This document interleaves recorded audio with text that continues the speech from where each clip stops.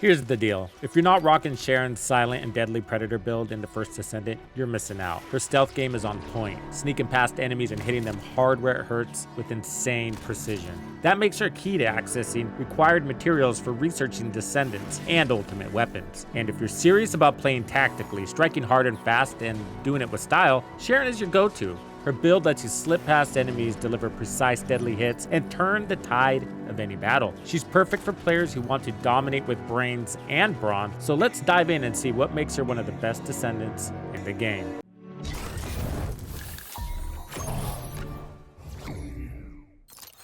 Tux makes it exciting!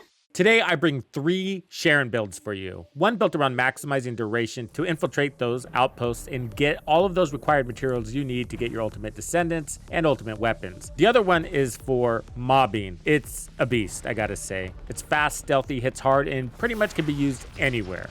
And then finally, I have the boss build. This is for the enthusiasts who like to solo Colossi. The great news that I have for you is that you're gonna be able to create all 3 of these setups without having to reinvest catalysts. So to min-max her, you're still gonna wanna invest a full set of catalysts into her, but you're gonna only have to do that once. Don't be confused, Sharon is actually required in this game. Everything at some point funnels through the Outpost, so you're gonna spend a lot of time there. So that's why you need Sharon. You're gonna wanna focus in on the Outpost build I have for you that maximizes her duration. So that's where we will start. Let's do this! So the primary weapon I use for her is the Afterglow sword. Otherwise, I use the Thunder Cage as a backup. She's got a cutoff beam, which is like a big sword. It runs on electric infusion. We have active camouflage, so this is what makes her invisible. And this is what you're building around mostly when it comes to Sharon.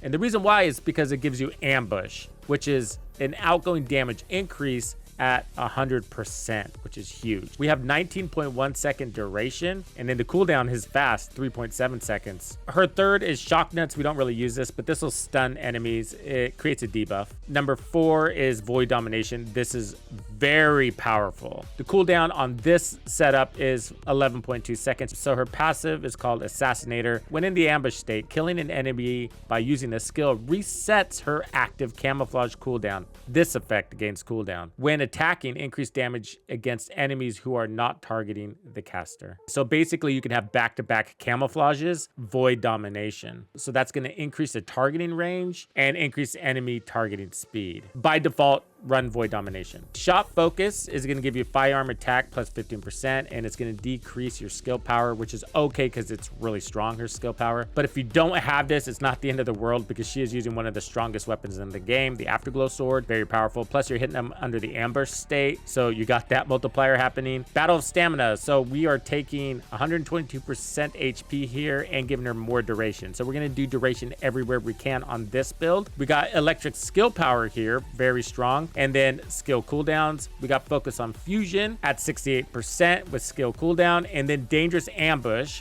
It's like it's built for her. When landing a skill attack while the enemy is not targeting you, skill power is up by 25%. So now we got MP conversion, more skill cooldown. And because she doesn't overly spam her skills, her MP is always in a good state. So don't sweat the loss of max MP there. And nimble fingers for fast skill cooldowns, increased HP, skill extension, that's more duration. And then maximize duration, skill duration at 40% at the cost of a skill power modifier of 21%. Dangerous ambush and these other ones fill in the loss of power. Power is not going to be your issue with Sharon, but she does get stronger in the mob build. You don't have to have a 19-second duration to do most of these outposts. But what's nice about it is that it gives you a little bit of space, a little bit of room, because they don't always go perfect. Also, it buys you more time to hit the enemy with your Void Domination, and if you can do that from behind cover, then it's even better, because as soon as you strike, you'll reveal your location and they start attacking you instantly. But if you're behind a wall when you strike, because Void Domination can go through walls, then they can't shoot you, they have to come find you. So this extra duration is a way to minimize incoming damage. The outpost I'm showing you here is one of the more difficult ones. You have 4 pods you have to interact with. They're extremely spread out. And to show you here, she can do it relatively comfortably with those 19 seconds. So soloing this is not going to be a problem. So this Outpost build is tuned for any Outpost you might come across out there. For her reactor, I am using the Tingling Mixture, tied to the Afterglow Sword, electric skill power boost, fusion, more electric power boost at the bottom there, as well as skill cooldown. You could also run duration or a fusion skill power boost ratio. I have cooldown because that's helpful for my Colossi soloing, but if you do have a duration there, then you can push her Outpost build over 20 seconds. And I do recommend an ultimate reactor, so pair it up with whatever weapon you are planning on using. It doesn't have to be the Afterglow Sword for this. If you're going to use a Thunder Cage, then let that be the weapon that goes there. But that mounting and that extra skill power is really helpful in making sure you're putting out some really strong hits. So when it comes to external components, you can go with whatever, but I do recommend at least 2 pieces of Annihilation because that's going to give you even more duration. So let's look at her defensive numbers. 12,000 HP and 14,000 defense. That doesn't look like a lot, but for Sharon, it is. Her shield regeneration is constant and it's fast. Because she's invisible a lot, you're really not taking that much damage. In all of her builds, survivability is a non-issue, so I don't recommend over-speccing into her defense. Having her HP at a comfortable place, I think, is what's most important, and then just a little defense on top. For the auxiliary power, I recommend double HP if you can, but that's not going to be possible with the Annihilation set. So we got defense, max HP, and instead of down but not out duration, I would recommend shield recovery right there. For the sensor, we got defense, max MP, which is nice, not required, and we have HP recovery. Again, I would have the shield recovery there as well. For the memory unit, we have max HP and defense, and I would put shield recovery there if I had it. And then finally, for the processor, we do have max HP and finally some shield recovery with some toxic resistance. The fourth set is giving us firearm attack increases proportionally to the ratio of max HP to HP loss, up to 26%. When HP is 50% or lower, your MP recovery is going to slow, but your HP recovery will pick up for 10 seconds. That has a 30-second cooldown. I'm not really relying on this. For most Outpost content, whether you're solo or in a group, you're overpowered. You're going to be one-shotting things with the Afterglow Sword, so you don't really need that additional damage. But the additional heals is nice, I guess. So, you know, we will be running the Slayer set on the other builds. I do recommend 2 pieces of Annihilation at the very least. Outside of that, if you want more HP, then load up on that. For the Afterglow Sword, we got electric attack, firearm attack, critical hit damage, and weak point damage. Instead of electrical attack, I would rather have additional damage against Colossus, but that's for the bossing side. If you don't plan on using her solo and bossing, then electric attack is fine. You could also go crit chance there, but her crit chance is pretty darn high. This is the mobbing setup. So I have the core mods here. We have rifling reinforcement, firearm attack. Then we got action reaction, firearm attack with a little bit of recoil. And then from there, I got better concentration for more crit damage, and then better insight to peek out her crit chance. I have edging shot, which is going to give us a higher crit rate at the cost of weapon damage, but we're still one-shotting everything, so don't worry about that. And then we got fatal critical for more crit damage, a little bit of crit chance. Electric enhancement, we stack on a multiplier there of 30%. Weak point damage, 35%, helps when hitting the head. And then this is important, special round charge improvement. So I use her sniper as her primary weapon. I main this weapon. I rarely use the other ones in all of the forms of gameplay. So whether I'm bossing, mobbing, or doing outposts, her primary weapon is the Afterglow Sword. And so this allows me to not have to worry about ammo as much. So when acquiring drop special rounds, change to 1 high power round for every 120 rounds. So basically, every time you pick up one of the orange ammo drops, it's going to convert it into 1 high-powered round. They're intended for like tactical rifles, so it's pretty common to see those on the ground. And that's why this is the best one for snipers, because there's a high quantity of it. Okay, strengthen first shot. So I don't use this for all content, but for mobbing and for outposts, I do. So for trash mobs, you don't need half of this stuff because you're still able to one-shot most of those guys even without strengthen first shot. But strengthen first shot is extremely helpful because for outposts, basically what I do is just put out 1 shot against the boss and he's down. So I need that shot to be at its best. So for the Afterglow Sword, I got it leveled up almost all the way. So my crits when shooting a commander are at 20% and my crit hit rate when shooting a Colossus is also at 20%. So once it's applied to the actual base crits, this is basically cut in half. Now all the Colossus have a different resistance to critical hit rate. The Devour, for example, is about 29% resistance to crits. So you're never going to have a 100% crit chance against those guys, but 95% crit chance is really good. And that's what you're also going to have against commanders in the field. So we have 3.4% crit damage and weak point damage at 2.6%. Okay, so the Thunder Cage is my backup. I'm still kind of working on it, but we got crits on it, weak point damage, and it's got bonus firearm against Legion of Darkness. That's going to go away when I'm done. For module settings, I got electric enhancement, rifling reinforcement, action and reactions. Then I got fire rate up, and then I got better insight for more crits, and then insight focus for more crit hit rate and crit damage. Better concentration. I'm leveling this at the moment, so more crit damage there. Expand weapon charge. So this gives me a larger mag. I hate reloading all the time, so that gives me 38 rounds in the mag. Don't have to go with this, but quality of life here. Electric priority. Okay, and then I'm running Firing Fiesta. So this is also a preference. Again, I just hate constantly reloading. This makes your mag feel huge. You can get that cooldown. I think it drops down to 15 seconds if I remember right. So I'm still leveling this, but this is a quality of life thing. It just makes it feel like you have an LMG in your hand. I mean, 3 seconds is a long time. Okay, now let's get into the mob build. Let's do this! This one is devastating for the enemies. So I'm here at the Agna Desert Spec Op, but I'm using this one as a demonstration for her mobbing because they are extremely tanky. They're all tanks, shields, heavy enemies, big boys, and lots of them. And we can clear the entire wave with a single strike. That's how strong this build is. And the best part about it is we don't take any damage while we're doing it.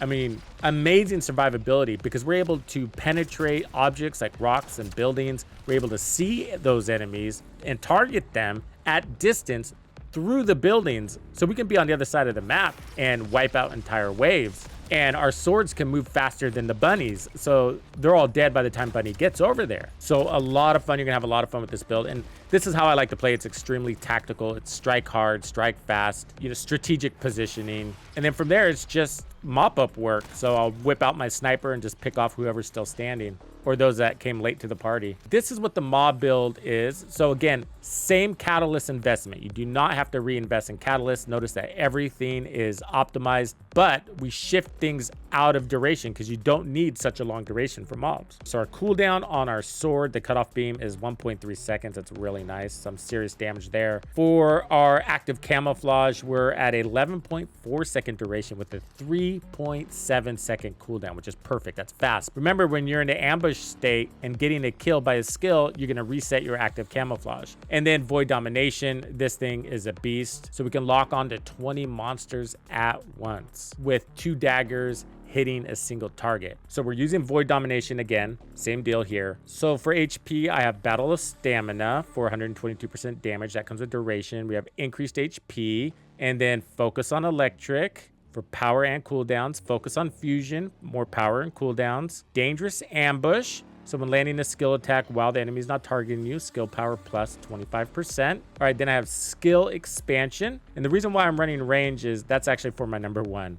And that's because I didn't really need anything else. But if you wanted to put more defense there, you can. But notice I'm not running the primary defense thing. But if you want to run it, you can. You just honestly, you don't really need it. So skill expansion, again, is for my number 1. It's so that I can take out more targets with a single swipe from my sword, because you can actually spam that sword back to back. And then here's a little bit of defense, Spirit and Shield, but I'm mostly running it for that edged up damage of 8.1% in skill power. And then Psychological Victory, this is defense. So this gives us incoming damage modifier at negative 7.5%, and then MP recovery. So I'm really running this as a buffer to my MP just to ensure I don't deplete it, because sometimes I like to spam my number 1, her cutoff beam, back to back to back, and that can get expensive. And then Nimble Fingers to make sure we have ample cooldown, and then MP conversion. So I'm decreasing her MP here and increasing her cooldowns. So for her Afterglow sword, nothing changes. For the Thunder Cage, also nothing changes. I run the same reactor here, but the biggest change to this setup is the set that I choose for the external components, and that's the Slayer set. We're gonna ignore everything, but the one thing we're gonna focus on here is the skill power plus 26%. But that's gonna cost us more every time we use our skills. That's why I also have the MP recovery, because she strikes hard. She doesn't need to spam her skills. Sharon, again, is more tactical, so it's about getting into position and hitting them with those void dominations, as many targets as once, through walls, not taking any damage, and they are flatlined. For stats, I'm just trying to get the best stats I possibly can. So defense, HP, and MP recovery are good, just for some assurances. And then I have max shield here. It is what it is. Max MP. And then the memory unit, we got shields. That's what it comes with. Defense and electric resistance. And then max HP, toxic resistance, and shield recovery. It's not horrible. Mentally note, your HP is most important. And then from there, it is MP and MP recovery. And then from there, it's defense. And then from there, it's shield recovery. That's the order of preference for Sharon. So on this build, looking at her Afterglow sword, we're at 85%. And then when we're hitting bosses, add basically 10% to that. So you're going to be at 95% crit chance, 3.4 crit hit damage, and weak point damage is the same as we saw. I'm not going to go through all of her stats, but there they are for you in case you want to look at them. So yeah, 16,000 in defense is plenty, trust me. We have a decrease in damage modifier on her as well. And again, we are just flattening enemies. I tried to take every little bit of damage that made sense with this build. When I'm thinking about damage here, it's mostly about her number 4, Void Domination. And because it comes out of the box so strong, there's not much you need to do, especially since it gets 100% more damage from ambush when you're invisible. And then it gets another 25% damage from dangerous ambush. It's crazy. She is so much fun. And this build is why she's my favorite character in the game. All right, let's look at the boss build. Let's do this! This is a completely different setup, but it's built on the same set of catalysts. We still have points on the build that aren't being used. So this build is built around Overcharged Edge. This is going to modify active camouflage to consume shields instead of MP. MP does not matter on this build whatsoever. We're not going to need it or use it. And then ambush damage is increased by the amount of shields consumed. And what we're going to do is we're going to take that power and we're going to apply it to her sniper rifle, which in this case is going to primarily be the Afterglow sword. But this is where I will sometimes rotate in the piercing light if the opportunity arises. We have stim accelerant, so that's going to give us more HP at the cost of MP because we don't care about MP. Shot focus because we want that sniper to hit hard, and we're not going to be using our skills whatsoever except for our camouflage. And then focus on electric. So this does give us skill power, but I'm only running it for the cooldown. Same with focus on fusion. And so that's why there's nothing rolled into these, because that cooldown is fixed. Okay, here I have shield conversion. So this is decreasing my max shield and giving me more defense. There's a reason why I'm able to downplay the shields. We're gonna get into that in just a few moments. But this is a flexible slot. We're pretty covered on defense. You don't actually need it. So this is making me extremely tanky. So it's up to you on what you wanna put here. Okay, MP conversion, skill cooldown, 36.5% at the cost of MP. That's fine because we're not using MP. Nimble fingers, more cooldown. Increased HP, it is what it is. Increased defense, you know what that does. And then overwhelming HP. Wow, this is different. This is different. And you might not see this on a lot of builds. So this is going to fix your max shield to 1 and increases max HP by 14% of max shield. The increased HP can be further increased by other buffs. So why am I running this? It is not an HP thing. Now, what's confusing about this is that I'm decreasing the shields, yet Overcharged Edge is powered by shields. So if I decrease my shields to 1, then it would be fair to think I am taking away the power from Overcharged Edge. Not at all. So although shield is fixed at 1, when Overcharged Edge kicks in, I'm going to have the same power as if I didn't have overwhelming HP. So I'm going to demonstrate that here in the testing range. So we'll look at it with overwhelming HP and we'll see my damage numbers here to show you the consistent damage here. So with overwhelming HP, I can hit this guy and get my damage. So we're hitting over 7.4 million. Now, if I take this mod off, then you can see I have all of my shields now. And you can more visibly see that when I go invisible, overcharged edge consumes my shield. Now we'll take our shots there, and as you can see, I'm getting the same damage. The real reason why I'm running overwhelming HP is for its impact on the uptime of my overcharged edge, my invisibility. Without overwhelming HP and I have regular shields, the enemy is able to disable my overcharged edge capability, my extra damage capability, because they break my shield. It's just you and the boss. When you go invisible against the boss, they can still see you, which means you're still taking damage. So it gets frustrating because he breaks your shield a lot, and you need those shields so that you can get your overcharged edge. And so you can't go invisible when your shields are broken. With overwhelming HP, there's not much shield that needs to come back in order for you to get overcharged edge back, which means you can almost always go invisible. It's very hard for them to disrupt your ability to put out damage against them. So if I can simplify this, overwhelming HP ensures you have maximum uptime on your overcharged edge, which is your invisibility, without losing any damage. So with the case being made, I still gotta say it's only a minor inconvenience, because when they take away your shields, even if they do it frequently, even if they prevent you from going on overcharged edge frequently, it's only for a blip in time. So it's not a lot of lag. So it's only frustrating if you're trying to speedrun or something like that. But if you're casually just trying to kill the boss, soloing with Sharon, then it's not really that big of a deal. You don't have to go with overwhelming HP. It's not damage or survivability that you're really worried about, because as you can see, we are pretty darn tanky. She's plenty strong, and her damage output is top, right? It's top-notch damage output. So it's mostly about landing your shots, right? But more importantly, everybody outside of Devour, it's not about your damage as much as it is about managing your ammo. And so that's where the Thunder Cage comes in, because I have to kill those minions. And so when they're in front of me, I take advantage of it. I take a break from shooting the boss and collect more ammo. There are times when things don't go your way and those minions don't drop any ammo, and you're stuck waiting for the next round of minions. That makes your boss fight go longer. So I'm not trying to break any records. I'm sure people can fight this boss over and over again and do better than I am. But I'm pretty happy with the time that I got here against Dead Bride. She's not the tankiest, but she moves fast. She's always moving, and she hits hard, but I feel good about the defense. So with that being said, let's get into some real talk. Sharon isn't perfect, and I think that she needs some buffs. Her mobbing, missions, Outpost, she's really good at what she does, and I don't think she needs any real changes over there. She's fine.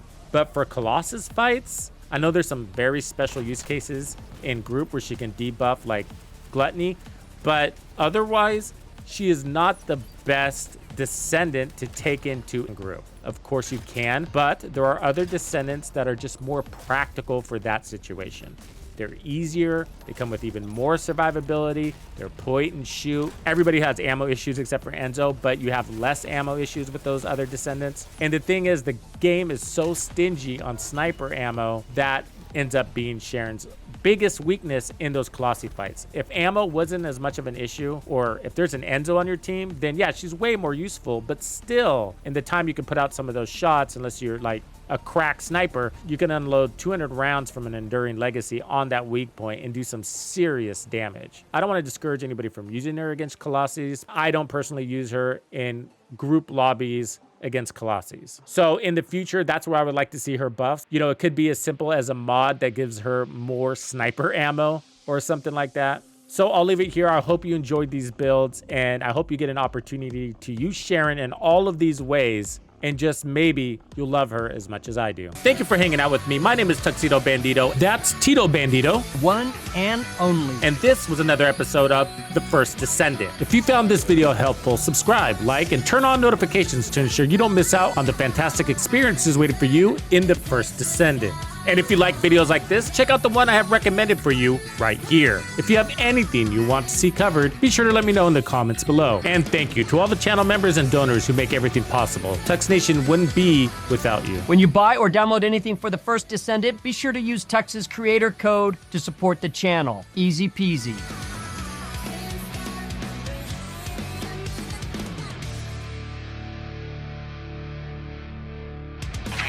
Follow me.